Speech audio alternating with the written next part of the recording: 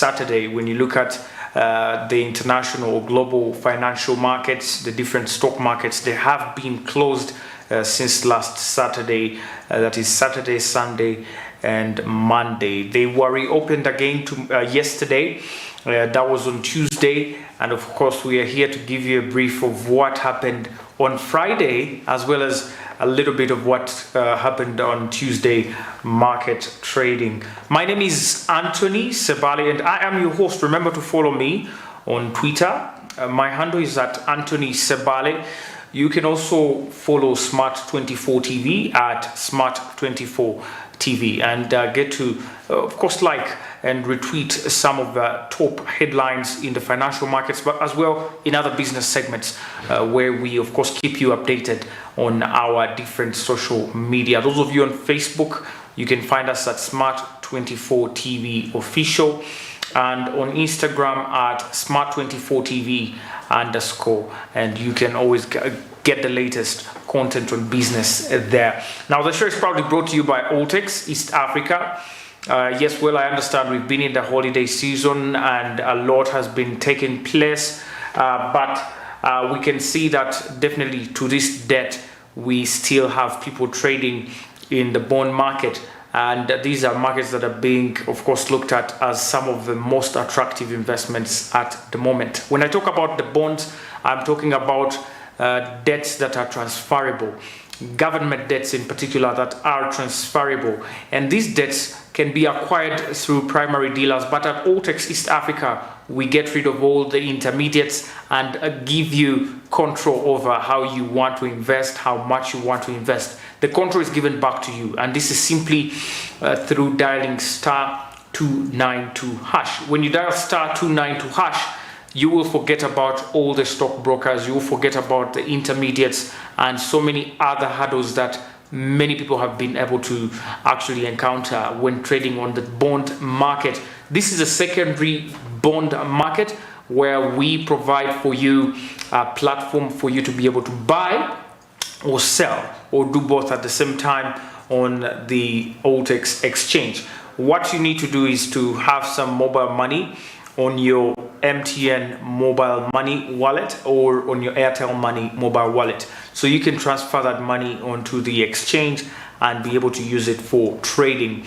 Remember, to start with, you need as little as 15,000 Ugandan shillings to start trading, or more. You can have 1 million, you can have 1 billion shillings, whatever, starting from 15,000 Ugandan shillings and above. All that can be able to happen at the Altex East Africa Stock Exchange. This company is regulated by the Capital Markets Authority of Uganda, and definitely they are outstanding currently amongst most of the other stock exchanges in East Africa. Altex East Africa doing something new. Now, of course, the trading last Friday, which of course the data we have availed so far is what we are going to be looking at, and that is from the perspective of the Uganda Stock Exchange.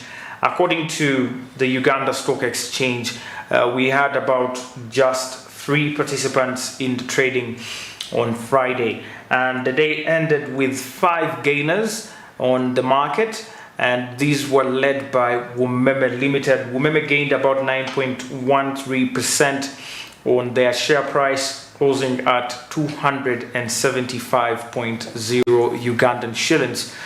Looks like it's going to be a long gain for Wumeme. Of course, like we said last week, but Wumeme currently is on a move to actually leave Uganda very soon in 2025. To be particular, in the month of March, on the 1st of March 2025, Wumeme will be officially leaving Uganda. I told you that has a lot of meaning, and you can already see that translated on the stock market here in Uganda. Wumeme led the gainers with 9.13% gain to 275 Ugandan shillings. And this wasn't the only gain in a space of about 4 weeks. Wumeme has gained since the announcement from 200 shillings to 210 shillings, now to 275. And of course, we expect more if at all things are maintained as they are at the moment. Every time something like this really happens, there are very many speculations. Of course, as a company leaves the exchange, there are compensations to shareholders.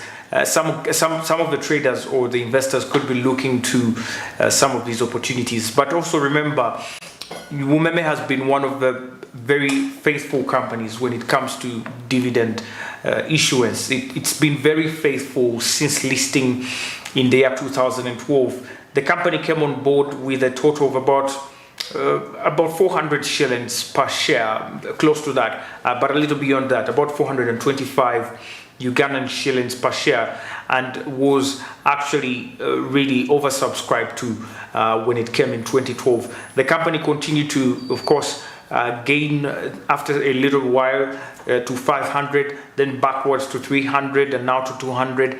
But when it comes to the dividends, the company year over year has been able to issue dividends to their shareholders, and these are not small dividends compared to most of the other companies. They have issued a huge share of their capital, or rather of their profit, as dividend to shareholders, which has made them a very great choice of a company when it comes to trading on the Uganda Securities Exchange there. So definitely there's a lot of attention on Wumeme right now, and as you can see, the gain is still currently ongoing at 275.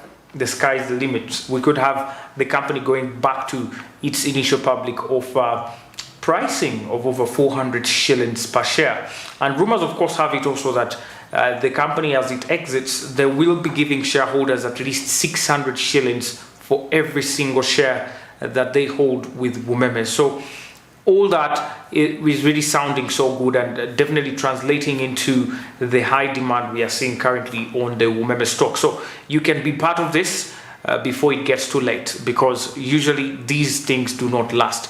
Some of the opportunities that come on the exchange last a few months, and you will never catch up with the rest if at all you don't take advantage. So before the stock gets more expensive, get yourself some stock in Wumeme and get to enjoy some of the benefits that are yet to come, probably from the exit of the company from Uganda. Away from Wumeme, Centum Investments as well gained 3.48% on their stock price, and Centum has also been struggling to see that they gain a little bit of value on their stock price before the end of the year. The company beginning the year with of about 444 Ugandan shillings per share has been struggling all through the year, back and forth from 300 to 200, currently settling at over 240 shillings on average in this month. So there is still a lot to be done at Centum if at all they are to end the year strong. We just have about 4 days now, actually 3 days to go, that is in terms of trading. So I don't know how much they can do, but according to data on Friday, they did have a gain of 3.48%, closing the day with a total market price of 246.7. However, Centum has also been the most active cross-listing based on data from the Uganda Stock Exchange this year. Centum has maintained quite a wonderful trading and market participation compared to most other cross-listings like KCB, Uchumi, NMG, as well as East African breweries. All these have been wonderful companies, but at least Centum has put up at least some bit of activity on the market compared to most of these. Now, when you look at East African Breweries Limited, he was a gainer as well at exactly 1.21% gain. Centum closed the day with a total price of 4,947.26 Ugandan shillings per share, and this was the last day of trading on Friday. The company is celebrating 100 years this year. Quite a huge brewery here in East Africa. I think arguably the biggest brewery in by turnover in East Africa. It has 93% of stake in the Uganda breweries here in Luzira, It has about 82% of stake in Kibo breweries in Tanzania. So it has quite a lot of impact on the different breweries here in East Africa. But according to data from the Uganda Stock Exchange, they are still below the 5,000 mark. And if they are to go back to the 5,000 mark, that will mean they'll have reduced a little bit on their year-to-date performance. Because looking at the company's trading here, roughly when you look at the month of January, they were trading about 5,100 shillings and above. That was starting the year. Now currently they are counting a couple of losses here, about from 5,200 to about 4,947 currently, and this hasn't been their lowest. In the month of July, they hit as low as 3,600. That was, I think, the bottom line for the company this year. And now, of course, we are starting to look at the year-to-date more critically, because we are getting into the new year. Will East African breweries go back to 5,000? But does it even make sense for a company that has been inactive all year as well? So those are some of the questions that linger in the minds of investors at East African breweries. But when you look at the company's market capitalization, currently they are valued at 3.91 trillion Ugandan shillings worth of shares are listed on the stock exchange here in Uganda for East African Breweries Limited, and that makes the company the third most valuable on the stock exchange here in Uganda. Away from East African Breweries Limited, the most valuable company on the stock exchange, Equity Bank Limited, as well appeared as a gainer with a total of just 0.56% that was gained on their stock price. Now, Equity Bank ended the day with a total of 1,338.5 Ugandan shillings per share. Currently, Equity Bank Limited is finishing there as still the most valuable company on the Uganda Stock Exchange. We are talking about a market capitalization which has contracted a little, though still the most valuable or the biggest market capitalization on the market, from 5.12 trillion to about 4.96 trillion this year. Now, the company represents about 23.8% of the Uganda Securities Exchange equities market, and currently that means it's the most valuable. However, like I mentioned, the company's market capitalization has gone down from 5.12 trillion just in a couple of days to about 4.9 trillion, like we're currently counting. Of course, this is based on their loss, especially in terms of the pricing here. The company's price has gone down from about 1,600 in the month of between the month of July and September to currently the 1,338.5. That is in a space of about 3 months. Also, the company hits their lowest price in the month of July at 1,250 shillings. And when you look at their current activity, it hasn't been good at all on the Uganda Stock Exchange. They haven't showed any trading participation in the markets here at the Uganda Stock Exchange. Currently, they have a total of about 3.7 billion shares that are floated on the exchange. These are worth the 4.96 trillion that we are talking about, based on the current 1,300 market price that they are currently trading at. Looking at the company's prospects, maybe next year, maybe not, but probably better stock is listed on the Nairobi Securities Exchange for this one, like most other cross listings that we have, of course, seen this year, not participating in trading, but also losing very huge value on their stock prices on the market. Away from Equity Bank Limited, MTN Uganda was another gainer with a total of 0.3% gain to 180 Ugandan shillings.